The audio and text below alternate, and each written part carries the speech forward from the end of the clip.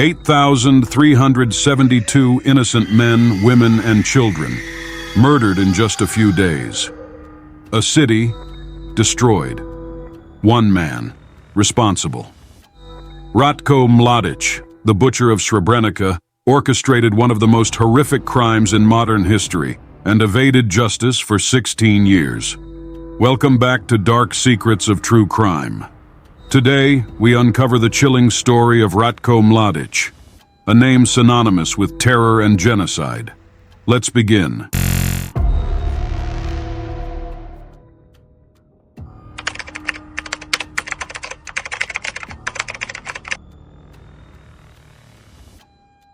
He was cold, calculating, ruthless. To his followers, he was a hero, but to the world, he became one of the most notorious monsters in human history. Ratko Mladić, the architect of war, destruction, and genocide. How does a man become a monster? To answer that, we must go back to where it all began.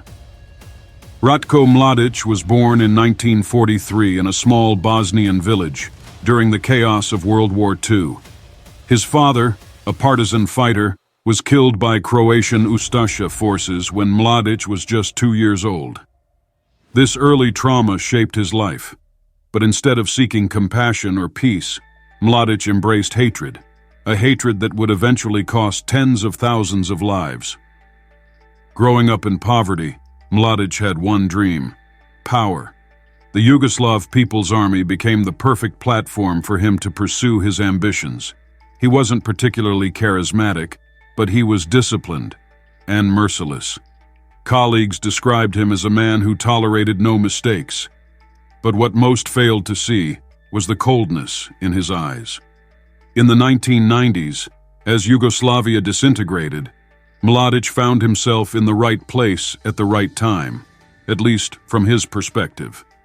While others sought peace, he saw an opportunity to unleash his darkest instincts.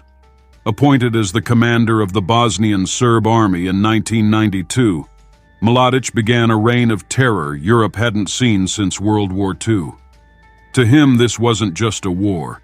It was a mission to annihilate entire populations. His demeanor was terrifying. He often smiled for the cameras, but his eyes remained cold. He knew exactly what he was doing and had no qualms about being filmed. In speeches, he spoke of honor and pride, but beneath those words was a brutal ideology: the eradication of anyone who didn't fit his vision of a pure Serbia. But Ratko Mladić wasn't just an architect of hatred. He was also a man of action. His first major stage was Sarajevo, a city he turned into a nightmare of blood and terror for 4 long years. Sarajevo, a once vibrant, multicultural city full of life and hope. But in 1992, it became a symbol of horror under the command of Ratko Mladić. He had a plan, one as simple as it was brutal: make the city and its people suffer. Combining calculated strategy with pure cruelty, Mladić ordered the longest siege in modern history. For nearly 4 years, 1,425 days, the people of Sarajevo were trapped, with no food, no water, and constant bombardment. Mladić wasn't interested in winning a battle. He wanted to break morale, to crush the people, to rob them of all hope. His chilling words still echo: target their hearts. Make them understand they have no chance. Snipers became his deadliest weapon. Positioned in the hills surrounding the city, they had the streets and squares of Sarajevo in their sights. No one was safe. A mother walking her child to school risked her life. A man fetching water became a target. Even children playing amidst the rubble were turned into sport for the soldiers above. One of the most harrowing incidents was the Marketplace Massacre. On February 5, 1994, a mortar shell struck a crowded marketplace where civilians queued for bread. 68 people were killed instantly, and over 140 were injured. The images of torn bodies and anguished cries shocked the world. But for Mladić, It was just a necessary measure. The people of Sarajevo lived like hunted animals, in basements, without light, often going days without food. One survivor recalled, "It felt like we were rats in a cage, and Mladic was in complete control of everything we did. But it wasn't just the shells or the snipers. Mladic weaponized hunger. Food supplies were blocked, humanitarian aid delayed. People ate grass, rats, anything to survive." Meanwhile, Mladic presented himself in the media as an unwavering leader. He spoke of necessary sacrifices and strategic decisions, while the city crumbled around him. He knew the world was watching, and he relished it. For the people of Sarajevo, this was hell on earth. But for Mladic, it was merely another step in his ruthless plan to reshape Bosnia according to his vision. But Sarajevo was just the beginning. The true horror of Ratko Mladic's brutality would unfold in 1995 in Srebrenica, a massacre the world will never forget. Srebrenica, a small town in Bosnia that became hell on earth. What happened there in July 1995 is remembered as one of Europe's worst genocides since World War II. And at the center of it all was Ratko Mladić. Declared a safe zone by the United Nations, Srebrenica became a refuge for thousands of Bosnian Muslims, men, women, and children who fled the violence of the Bosnian Serb army. But in reality, the so-called safe zone was anything but secure. On July 11, 1995, Mladic's forces marched into the town. In front of rolling cameras, he played the role of a savior. Smiling, he handed out candy to children and assured the terrified people of Srebrenica that they were safe. But it was all a lie, a cruel deception leading to one of history's most horrific massacres. Within hours, the systematic separation of men, women, and children began. Men and boys, some as young as 13, were taken from their families. Women and small children were loaded onto trucks and deported, completely unaware they would never see their husbands, brothers, or sons again. The men and boys were transported to remote locations. There, they were executed, often with their hands tied and eyes blindfolded. For days, the forests around Srebrenica echoed with gunfire. The mass graves prepared for the bodies weren't large enough to contain the thousands of dead. Over 8,000 people were murdered in just a few days. This wasn't war. It was a meticulously planned ethnic cleansing. Survivors who managed to escape by hiding among the corpses later described the scenes. One man said, "They laughed as they shot. It was like a game to them." Mladic's goal was clear: to eradicate the Muslim population of Bosnia. And he was the architect of every chilling detail. Even in the aftermath of the massacre, Mladic showed no remorse. He was filmed celebrating with his officers, toasting to what he called a great victory. To him, this was not a crime. It was a triumph. But for the world, Srebrenica became a turning point. The images of mass graves and the testimonies of survivors sent shockwaves across the globe. The United Nations, which had previously stood by and done nothing, came under immense pressure. Yet it would take years for the international community to hold Mladic accountable for his crimes. For the survivors of Srebrenica, the pain remains. One woman, who lost her husband and 2 sons, said, "I lost everything, but I survived, and that is my punishment. I have to live with these memories." But despite the cries of the victims and the outrage of the world, Ratko Mladić vanished. How could a man responsible for such atrocities evade justice for 16 years? After the massacre at Srebrenica, the world was horrified.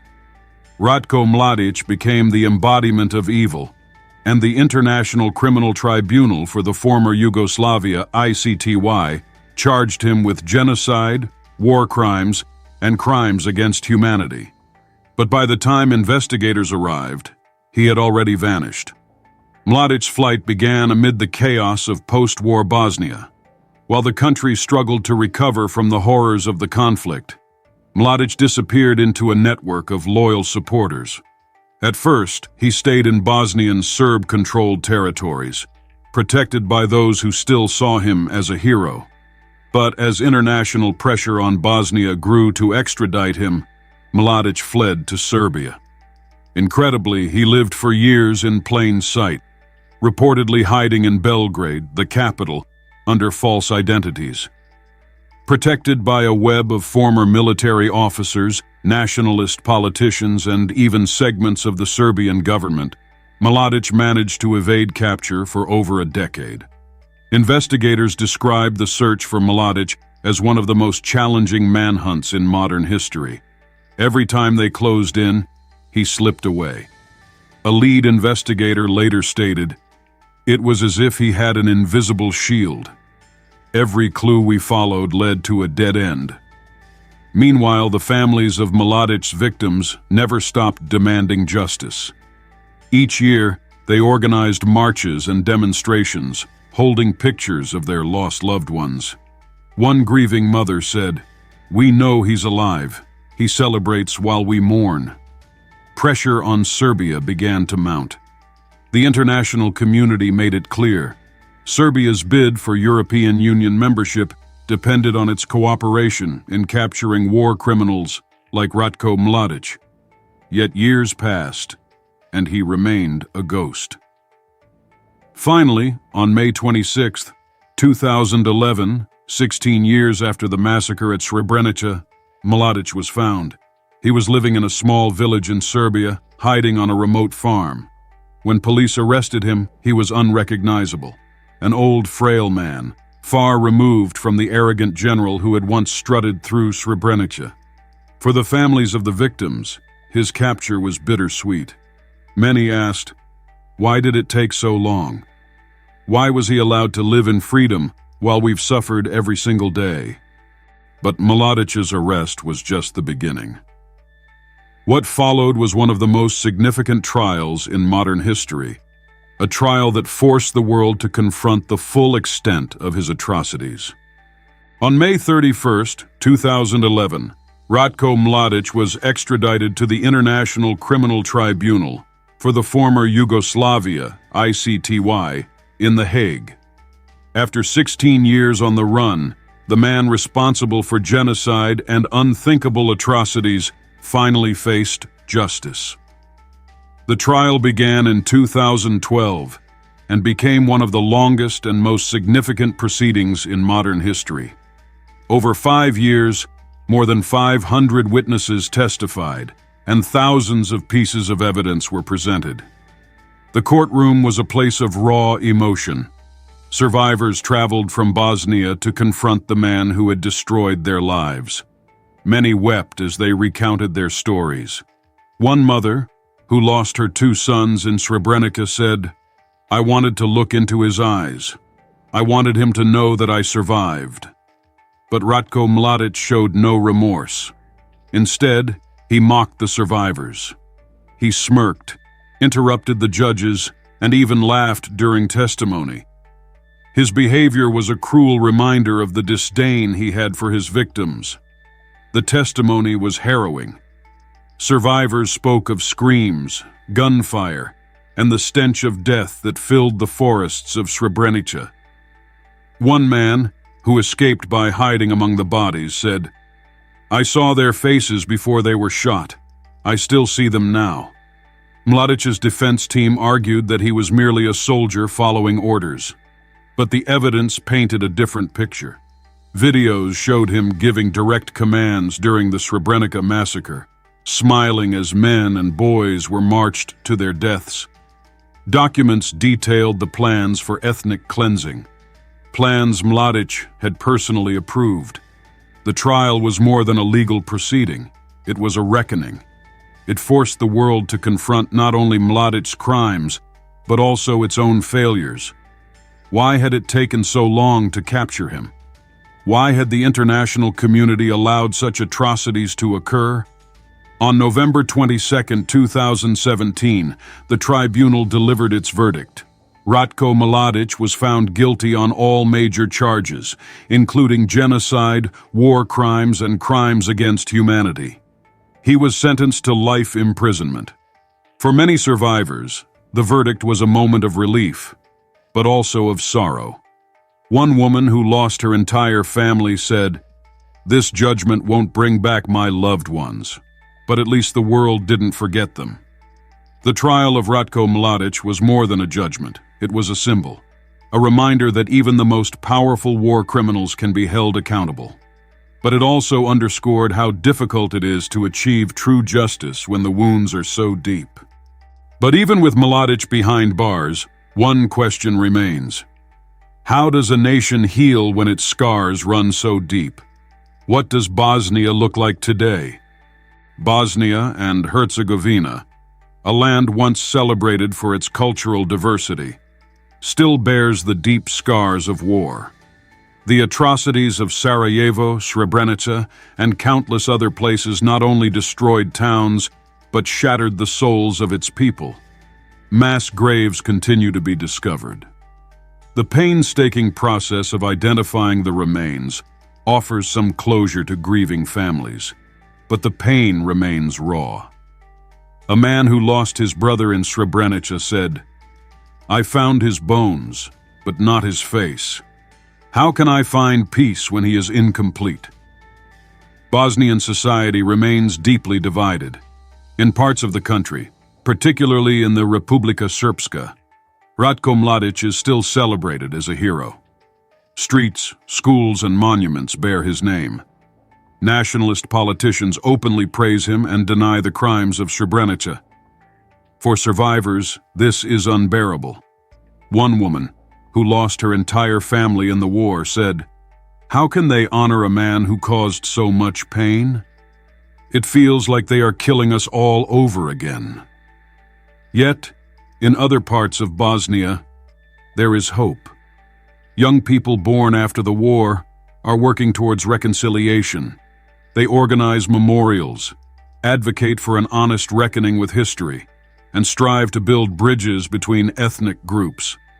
The road to rebuilding the country is long and fraught with challenges.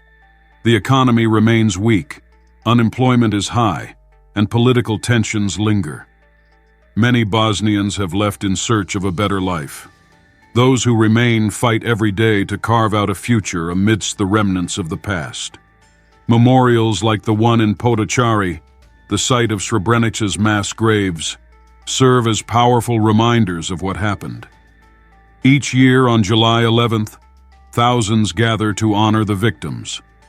The names of the dead are etched into stone, an eternal testament to the horrors that must never be forgotten. For the survivors, living on is an act of resistance. A woman who endured the war said, "I lost everything, but I am alive. That is my revenge against Mladić, that I am still here." Bosnia is a nation learning to coexist with the ghosts of its past. But the shadow of Ratko Mladić and the atrocities he orchestrated will haunt it for generations to come. But the story of Ratko Mladić and the crimes in Bosnia is more than a dark chapter in history. It is a warning to us all. How can we ensure that such horrors never happen again? The story of Ratko Mladić is more than the tale of one man. It is a stark reminder to humanity, a warning of how hatred, intolerance, and unchecked nationalism can lead to unimaginable suffering. The atrocities in Sarajevo and Srebrenica were not random acts of violence. They were the result of years of propaganda, systemic hatred, and a society that failed to set boundaries. Mladić was not alone. He was supported by an army, a network, and an ideology rooted in exclusion and destruction.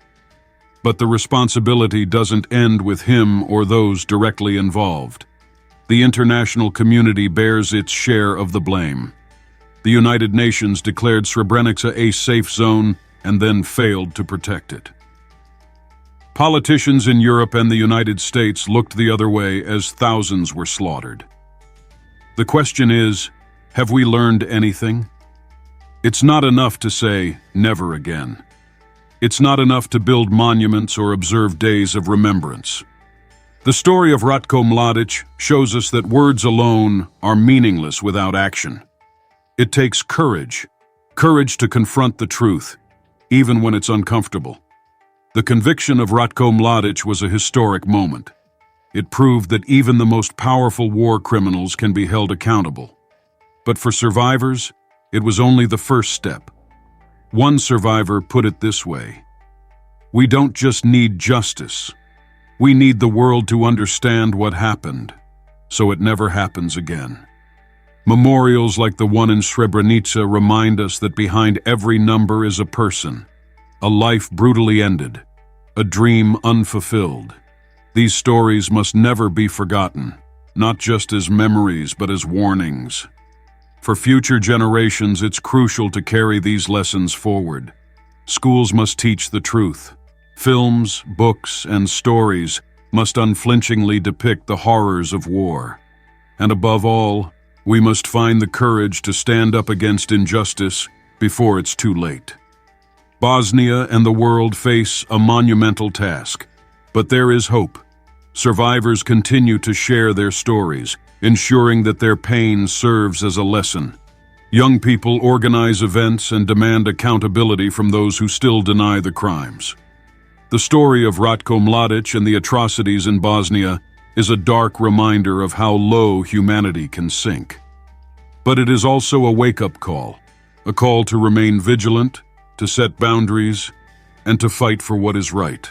Thank you for watching Dark Secrets of True Crime. If you found this story compelling, don't forget to like, share, and subscribe. What are your thoughts on Ratko Mladić's trial and conviction? Justice served or too little, too late? Let us know in the comments below. Until next time.